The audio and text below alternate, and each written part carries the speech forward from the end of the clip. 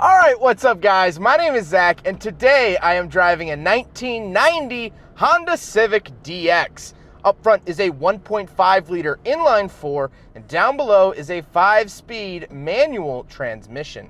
Now I'm super excited to be driving this here Honda Civic for two reasons. First of all, this is an EF generation of Honda Civic, which lasted from the late 80s up through the early 90s. And to me, the EF is the first Civic that really was worth anything. It put Civics on the map for enthusiasts, and so we'll talk about that more at the end of the video. But the second reason is because I have also driven a 1990 Honda Accord, so it'll be interesting to get more of an idea of Honda's lineup for 1990. But before we get on with the rest of the video, if you are interested in helping out the channel, there are some links in the description below for some products that go towards helping the channel. There is a suction cup license plate from Con Plates.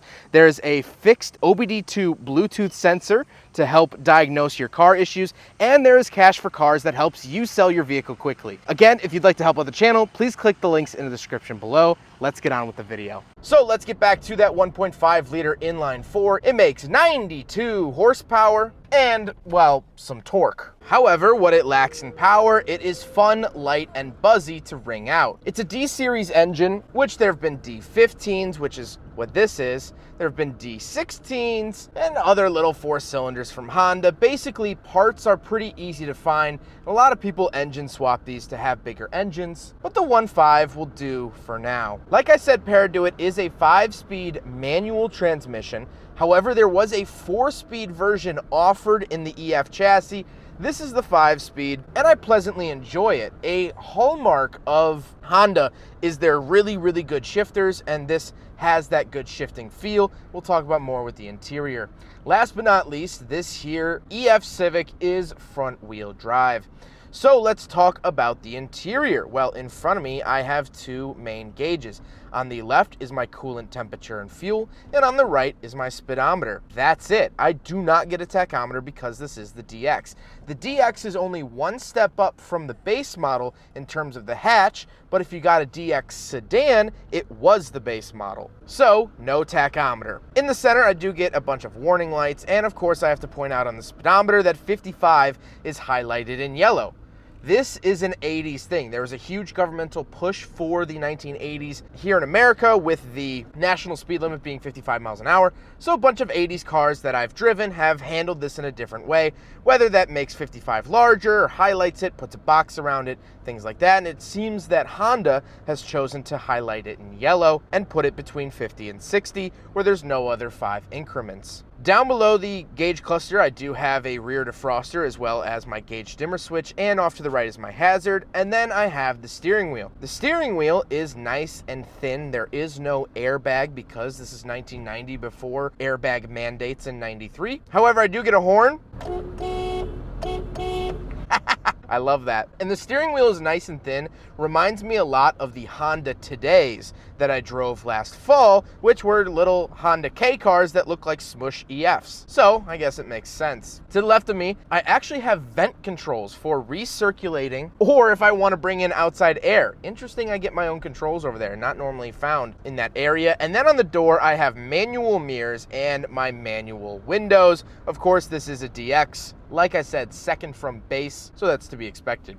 Along the top of the dashboard, I actually do have a nice little storage area, again because no airbags. And then I have 2 vents and what would be a digital clock, but unfortunately it no longer works.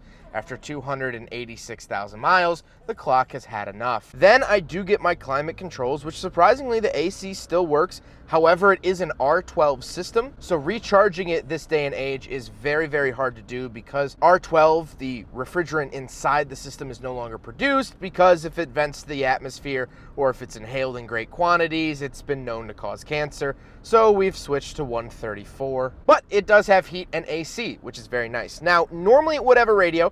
This particular EF has had the radio removed by a previous owner. However, there were also some EFs that did not come with a radio at all. This actually did have the radio, it was just removed. And if you didn't get the radio option, there would be a plate covering it so you don't just have a hole into your dash. Then I do have an ashtray and cigarette lighter, of course, necessities for the 1990s. And then we have the shifter itself. Like I mentioned at the top of the video with the transmission, the shifter feels great. Honda knows how to do it. I praise Honda every time I drive one. They feel fantastic. And it is nice and tall, and it goes into the gate really easily, really nice and really solid. Then I do have my handbrake down at the very bottom, and that's it. And because there are no cup holders, the EF Civic fails the big friggin' bottle test. Now we gotta talk about the seats. The seats are nice and comfortable. However, it is very noticeable that they are rather basic and from a base model. They've seen better days for sure. There's a little bit of fabric tearing and things like that. But again, 286,000 miles on the car. One thing about the seats though, if you're noticing, now I'm not driving on a public road. This is private property, but the seat belt does not want to retract. So, there we go, I guess. 90s car things. And even though this is a two-door, I do have rear seats, so let's go do a back seat review. All right, so let's get into the back of the Civic EF here. Okay, honestly, not bad. Why isn't it bad? It should be bad, right? Now, I do have seat belts back here, and there's actually a third one back here, just a lap belt. Would not recommend that at all. But these windows actually do pop out. You have to reach back here, but I don't know if you can see that over my shoulder. They actually pop out like a Honda Odyssey, which is really, really nice. But again, they're manual, but at least you could do that. Space back here is good. My head is like barely hitting the ceiling. Like I could feel my hair start to touch, but if I just actually sitting like this, I'm good. I'm good. My knees, I have to spread them a little bit to get around the seat, but honestly, let me get my big freaking bottle out of here. I'm good back here. Actually, my knees are now not hitting the seat. The seats themselves are a little bit hard, but I can manage with that because I'm actually physically back here. Seatbelt on, it would actually be fine. Now, would I impact the performance by sitting back here and having a car full of people? Yes, incredibly.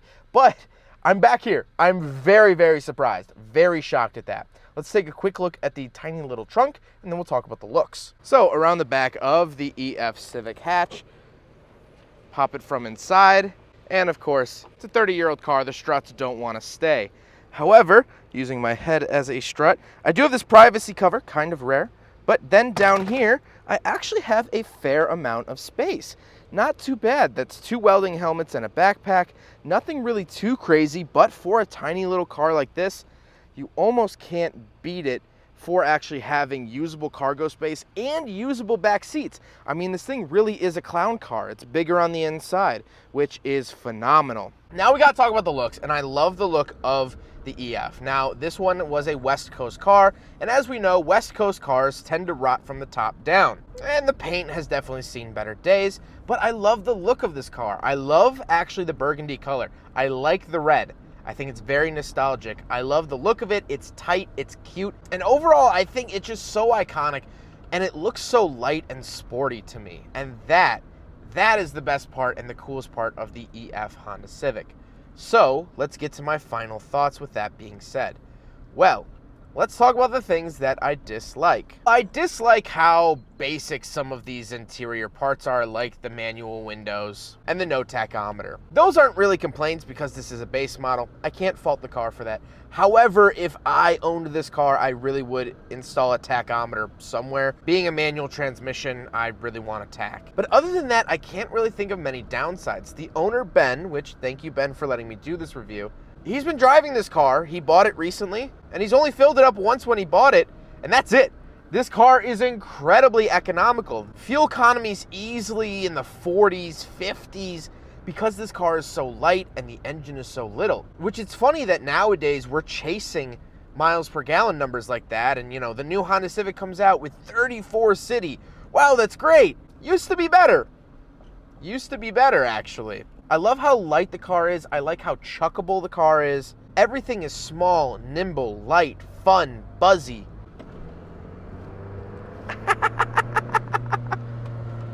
Just a little bit of second gear out here on the test track. Floor it through the apex. A little bit of tire squeal. Yeah! 40!